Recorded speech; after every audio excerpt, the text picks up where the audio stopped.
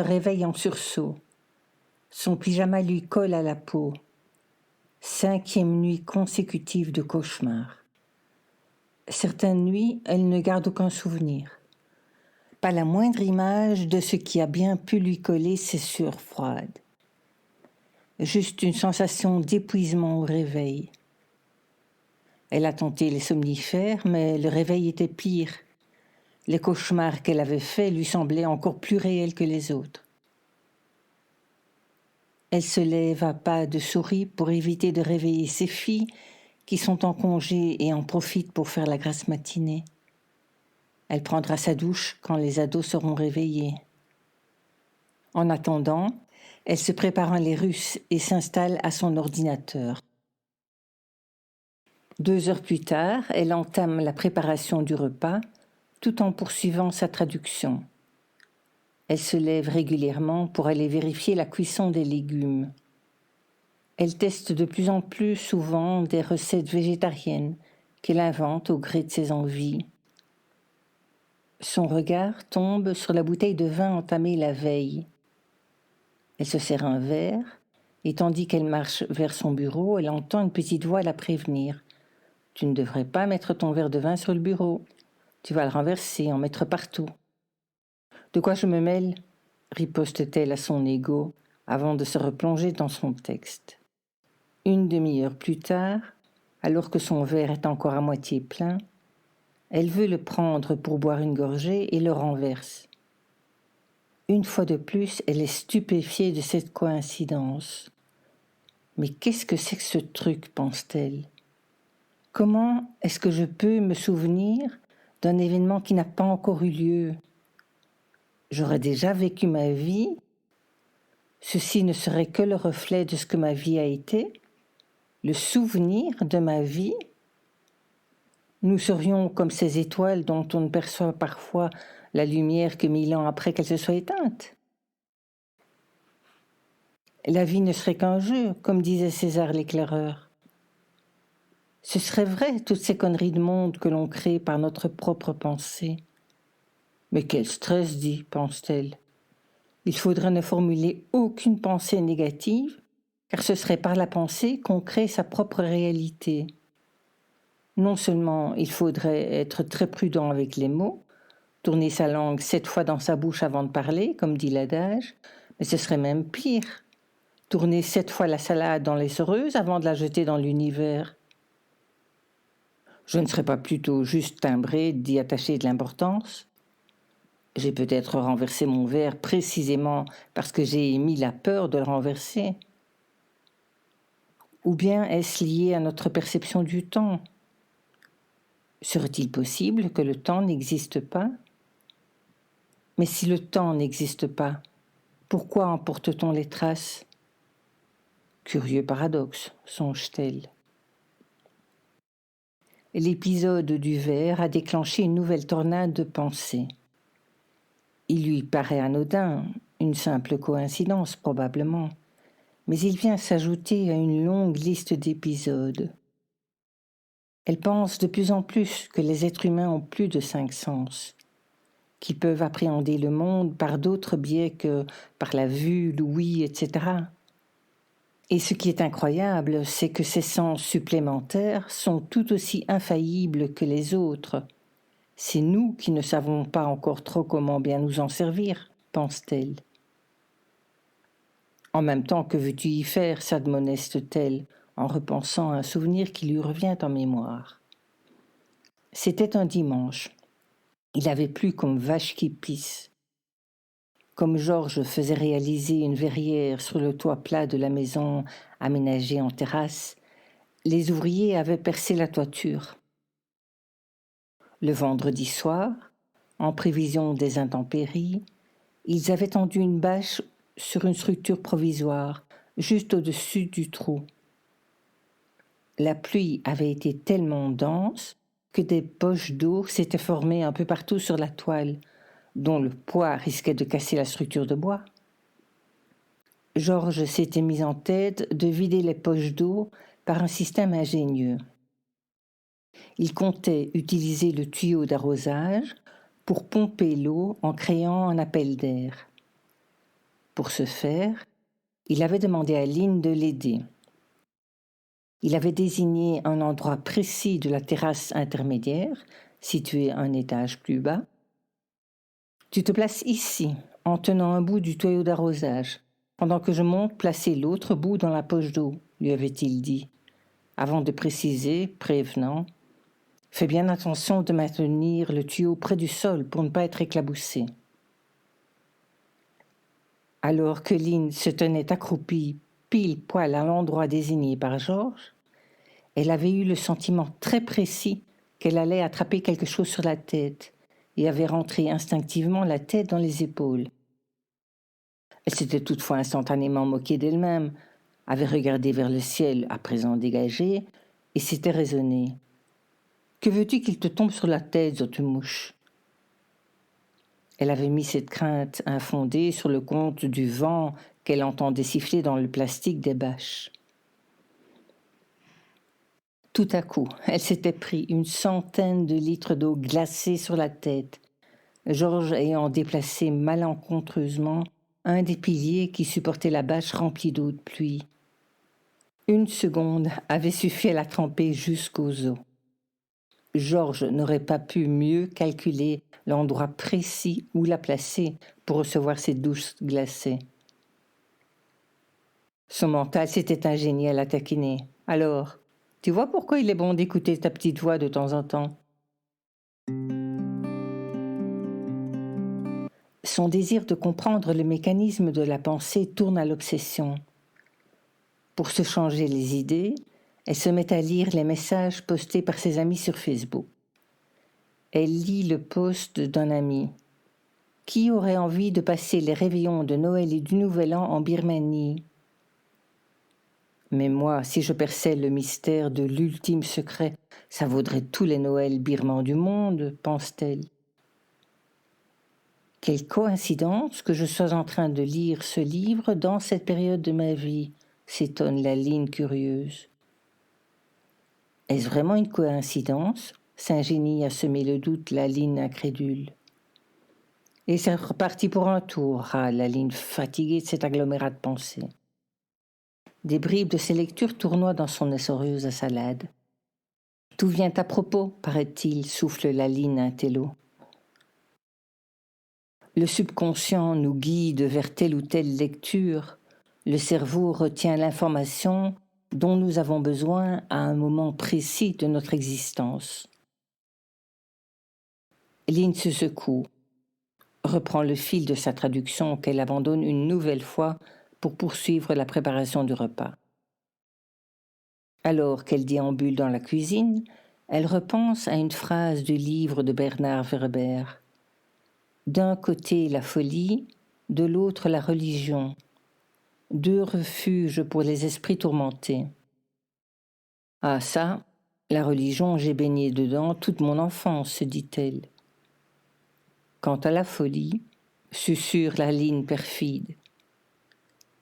Le réel, c'est ce qui continue d'exister lorsqu'on cesse d'y croire, avait-elle lu. Mais n'y a-t-il pas plusieurs regards possibles sur une réalité ? La réalité est-elle vraiment la même pour tout le monde ? S'interroge la Lynn intriguée. Et si c'était vrai que nous créons notre propre réalité, que nous créons le monde dans lequel nous vivons, complète la Lynn itérative. Tout n'est pas à prendre au pied de la lettre, corrige la Lynn cérébrale. C'est notre perception de la réalité que nous créons nous-mêmes, que nos parents, notre communauté, notre culture créent pour nous. Oui, mais où est la limite entre le réel et l'irréel ? Insiste la Lynn, inquiète. Peut-être suis-je victime d'hallucinations. Ou bien tu te fais un cinéma, fait la Lynn cinglante. En même temps, elle se dit, Werber a raison. Ce n'est pas parce qu'on y croit qu'une chose existe. Ça existe même si on n'y croit pas. Elle prend l'exemple du shiatsu qui marche même si l'on n'y croit pas. Donc, ce n'est pas une question d'y croire, mais de savoir, devine la Lynn triomphante. Encore faut-il être sûr de ce que l'on sait. se contredit Laline pinailleuse, se remémorant la citation de Stephen Hawking qu'elle a découverte quelques jours plus tôt. Le plus grand ennemi de la connaissance n'est pas l'ignorance, c'est l'illusion de la connaissance. « Oh, vos gueules, les mouettes !» s'écrie Laline exaspérée. Toutes ces voix dans sa tête sont épuisantes. Ce brassage de pensées tourne à la ratatouille, trouve-t-elle. Il faut qu'elle se fasse soigner, cela ne peut plus durer. Elle recherche le numéro d'appel du service de psychiatrie de l'hôpital Erasme. Elle en aura le cœur net. Elle se doute qu'elle n'aura pas un rendez-vous dans l'immédiat. Lorsqu'elle appelle le service des consultations, elle n'est pas étonnée d'apprendre que la première date de libre est située des mois plus tard. Le rendez-vous pris, elle retourne à ses fourneaux. Tout en touillant dans ses casseroles, elle se surprend à préparer mentalement ce qu'elle souhaiterait dire à la psychiatre, et déjà elle a envie de revenir sur sa décision. Le rendez-vous est encore éloigné, et déjà le doute l'assaille. La psychiatre va-t-elle la comprendre ? Elle a elle-même la sensation de ne pas comprendre son propre fonctionnement, son propre ballottement constant entre joie insouciante et doute, peur, incertitude. Elle téléphone à Nalan, une copine dont elle s'était rapprochée au cours de shiatsu et qu'elle avait perdue de vue entre-temps. Très vite, les deux femmes reprennent leur amitié exactement où elles l'avaient laissée, comme si le temps n'avait eu aucun impact. Elles sont sur la même longueur d'onde. Lynn est enchantée de découvrir qu'elle n'est pas la seule à se poser un chapelet de questions existentielles. Elle évoque sa perception d'intuition, qu'elle prend pour des signes, tout en se demandant si elle a bien la potiche sur la commode, comme a l'habitude de dire son Parisien de mari, comme elle l'appelle pour rigoler même s'ils ne sont pas mariés. J'ai découvert récemment que quand je sens des frissons sur les bras, les intuitions se révèlent justes, explique Lynn. Quand je suis dans le bon, je suis parcourue de frissons, surtout au niveau des bras. Ah bon? Donc toi tu ressens des frissons sur les deux bras, commente Nalan, comme si elle en prenait bonne note. Si je disais toi, tu ne me croirais pas, répond Lynn en rigolant. Puis, redevenant sérieuse, elle raconte. À propos de frissons, j'ai eu une révélation récemment. Georges s'est mis en quête d'un piano d'occasion. Il m'a demandé de l'accompagner pour en choisir un. Je me suis mise à jouer sur différents pianos, mais j'étais intimidée par les 3 hommes présents dans la pièce en plus de Georges. Je massacrais littéralement les 2 mêmes morceaux, passant d'un piano à l'autre. « Pourquoi dis-tu que tu massacrais le morceau ?» demande Nalan. « Es-tu sûre de ne pas être un peu dur avec toi-même ?» Non, je t'assure, je n'ai jamais réussi à jouer en public, jamais, quel que soit l'instrument que je jouais. Mais là, petit à petit, j'ai pris confiance en moi. Je me suis dit, tu fais plaisir à Georges, tu es là pour l'aider à écouter le son des différents pianos. Et j'ai mieux joué. À partir de ce moment-là, j'ai commencé à ressentir des frissons sur les bras. Mais alors, quand je me suis installée devant le seul Steinway de l'entrepôt et que j'ai commencé à jouer, j'ai été prise dans un tourbillon d'émotions.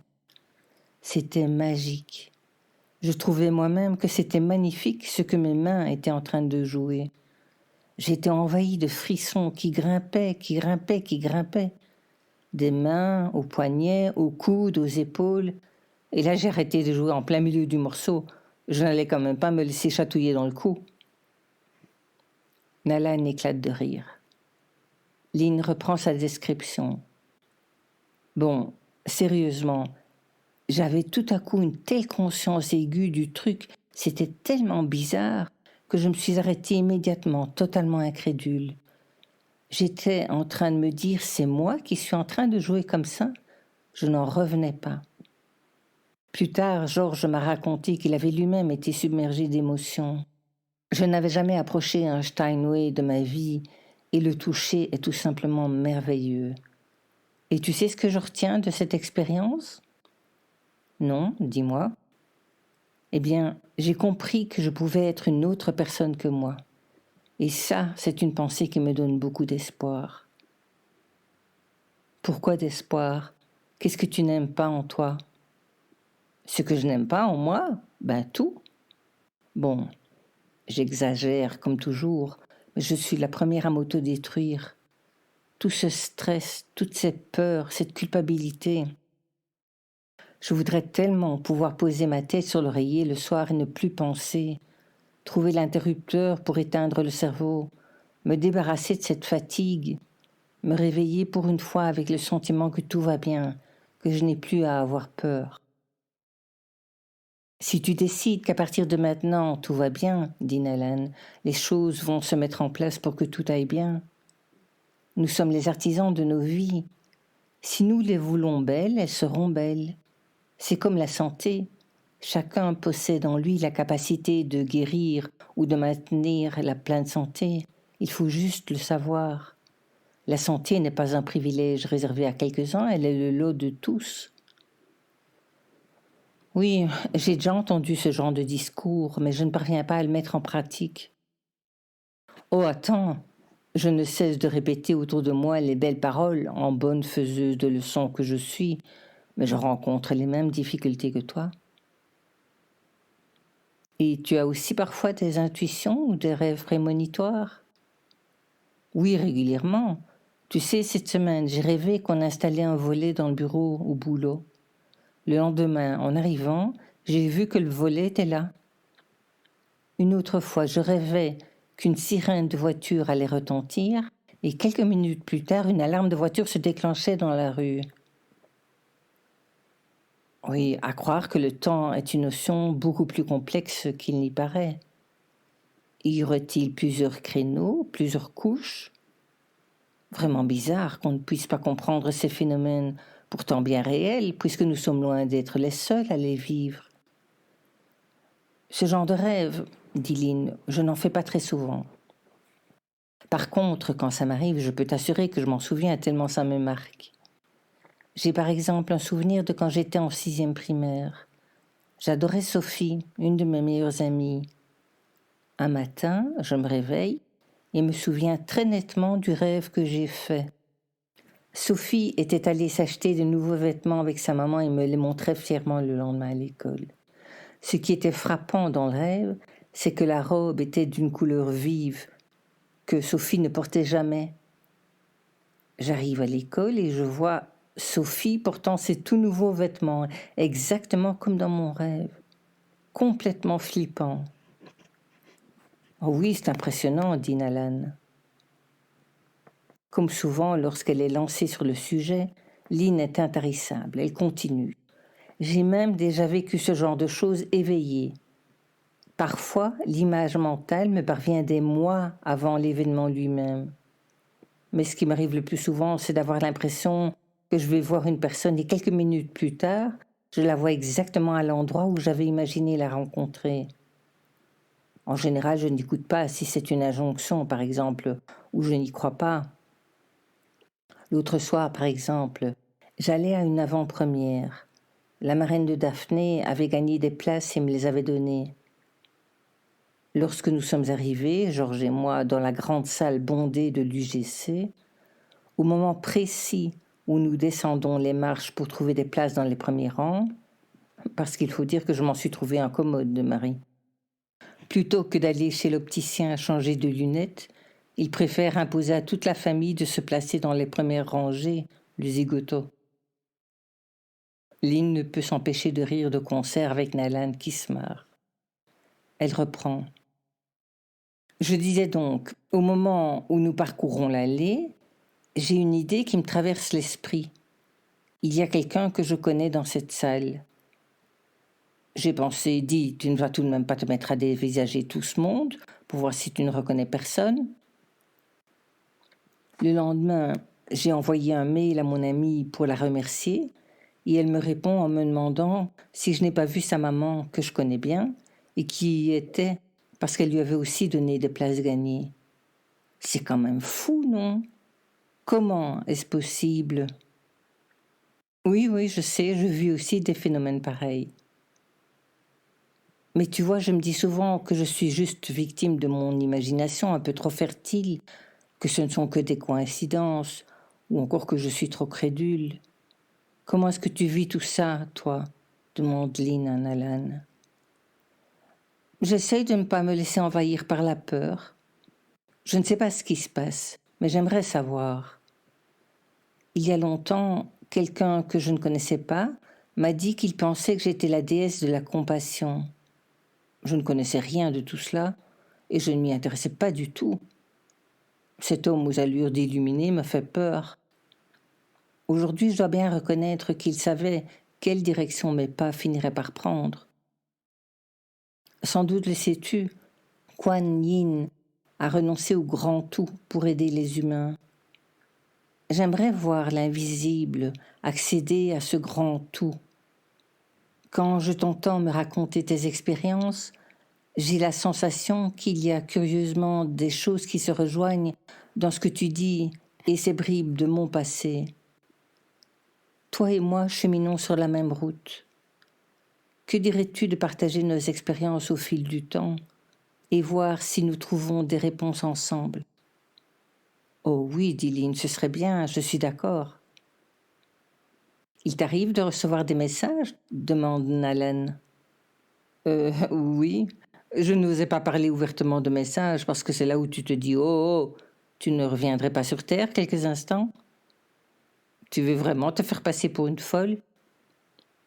Tu n'es pas folle, dit Nalen. Tu n'es pas la seule à percevoir des choses, à être guidée.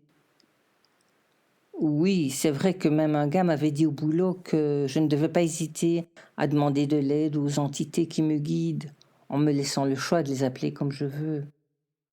Mais en même temps, c'est peut-être juste une question de conviction religieuse ou spirituelle. Oui, peu importe. L'important, c'est de partager. Si tu penses recevoir un message, ne te pose pas de questions, contente-toi de le transmettre. Mais c'est bien là le problème, dit Lynn. La plupart du temps, je ne comprends même pas le message. Je n'ai aucune idée de ce que je suis censée en faire. L'autre jour, j'écoute la radio et une phrase s'est comme détachée du reste. C'est difficile à exprimer comme phénomène, un peu comme un passage qui te sauterait aux yeux dans un livre. Ah bon? Et c'était quoi la phrase? Il faudra le communiquer aux autres. Oh, ça me semble clair comme message. Tu en as de bonnes, toi, fait Lynn en riant. Que veux-tu que je communique? Et à quels autres? Je pense qu'avec le temps, ça viendra. Écoute cette petite voix, tu auras tes réponses. Patience, petite chenille, un jour tu seras papillon.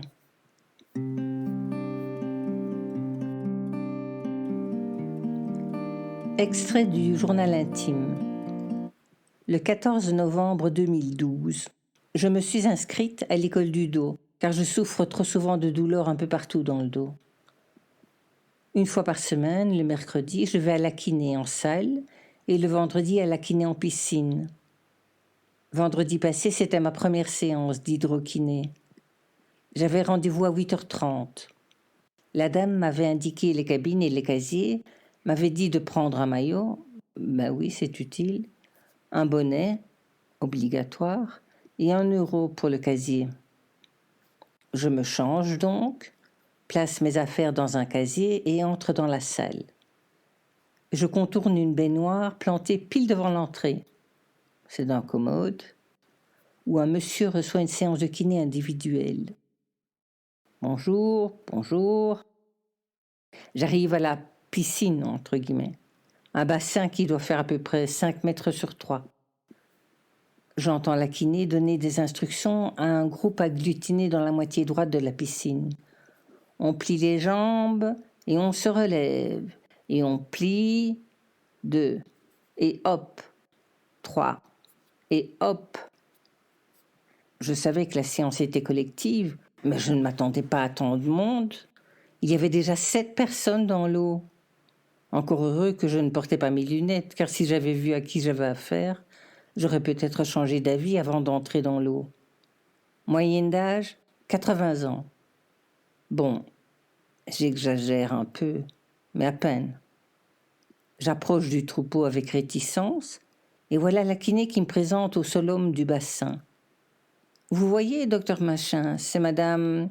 Madame comment déjà? Présentez-vous. Madame van der Kinderen. Comment? Fait l'homme. Je répète, van der Kinderen. Lynn, c'est plus simple. La kiné répète en hurlant dans l'oreille de l'homme. Madame van der Kinderen. Et en se tournant vers les autres en riant, il est un peu sourd.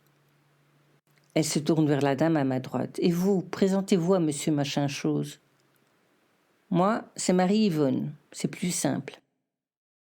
Et toutes les autres de se présenter par leur prénom.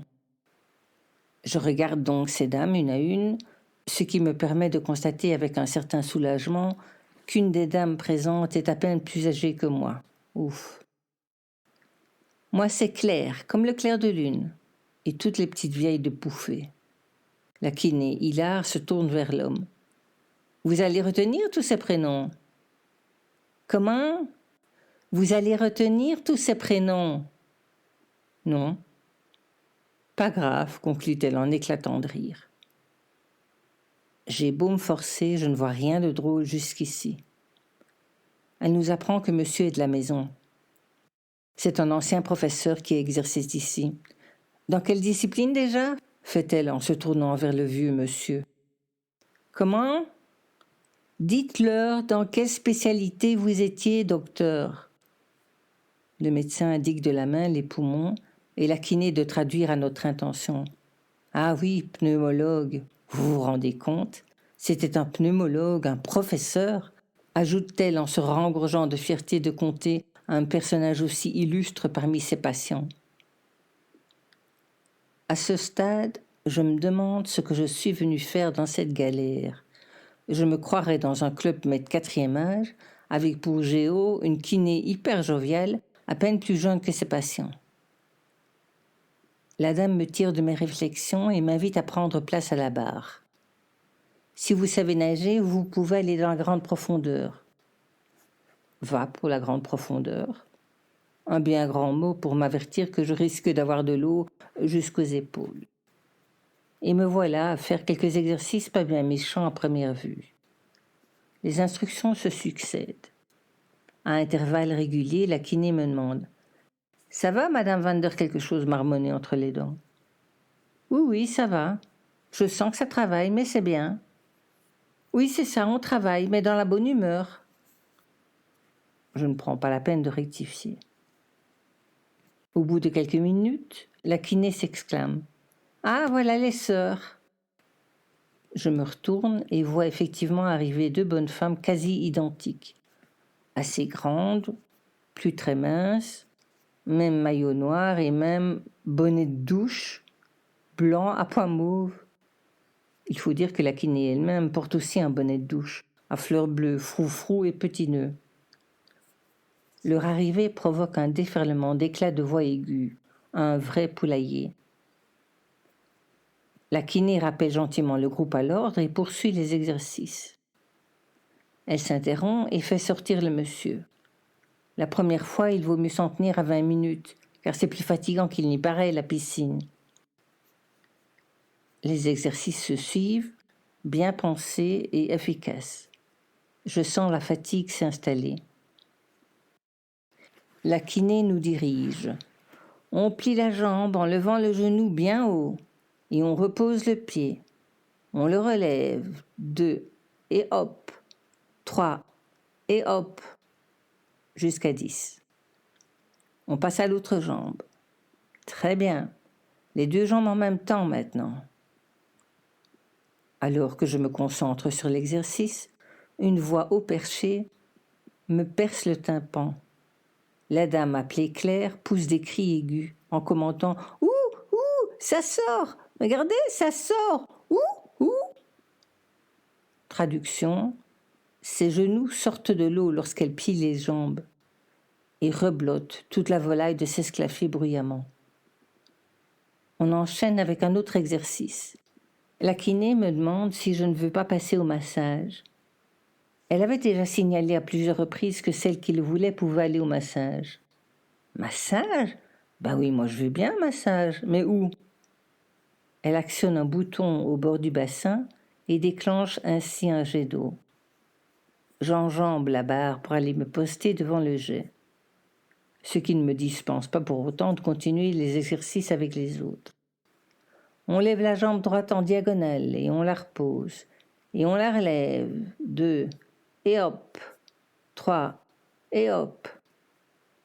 L'une des sœurs commente à côté de moi dans un accent bruxellois à couper au couteau.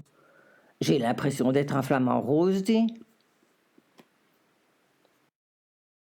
Distribution de boudins de couleur que la kiné nous invite à dresser en arc de cercle au-dessus de notre tête. Rotation des hanches vers la gauche, puis vers la droite. Et la kiné de crier bien fort en direction de la baignoire située à l'entrée de la salle. « Monsieur Van der Meeren, c'est le moment d'applaudir !» Et toutes les petites vieilles de rire, y compris moi cette fois. Et maintenant la détente, enchaîne la kiné, vous pouvez faire l'hippocampe. Elle m'explique. Passez le boudin entre les jambes pour être suspendu dans l'eau et aller rejoindre ces dames dans la grande profondeur. Puis vous pédalez dans l'eau, en rond l'une derrière l'autre, pour que je puisse faire la floche.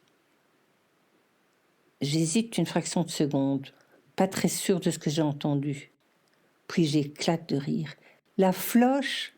Elle veut vraiment dire la floche, comme au manège, puisqu'elle tient un boudin bleu suspendu au-dessus de nos têtes, que chacune est censée essayer d'attraper en passant devant elle. Elle m'exhorte. « Allez-y, Madame Vanderbilt !» M'a mis au pied dedans. Je ne suis pas sûre de savoir à qui elle parle, mais j'ai l'impression qu'elle s'adresse à moi. « Allez, Madame Vanderbilt, pédalez !» Pédaler, moi je veux bien, mais la bobonne devant moi n'avance pas d'un pouce. J'aurais du mal à faire quoi que ce soit qui ressemble un tant soit peu à l'exercice demandé. Je me contente donc de piétiner sur place dans la grande profondeur. La kiné comprend mon embarras et, toujours aussi enjouée, continue sur le ton d'annonce au micro. « Madame Verviche va être le premier cheval à sortir, suivi de Madame Untel. Comme ça, les autres auront plus de place sur la piste. » C'est effectivement nettement plus facile et efficace. Arrive enfin mon tour de partir. La kiné m'explique. Il vaut mieux ne pas trop forcer la première fois. Elles ont l'habitude, elles. Elles viennent ici depuis 10 ans. Je manque d'avaler de travers. 10 ans, je me dis en affichant un sourire de façade. Me dis, je ne vais pas moisir ici pendant 10 ans, moi. Tu vas voir comme je vais m'appliquer à faire mes exercices à la maison.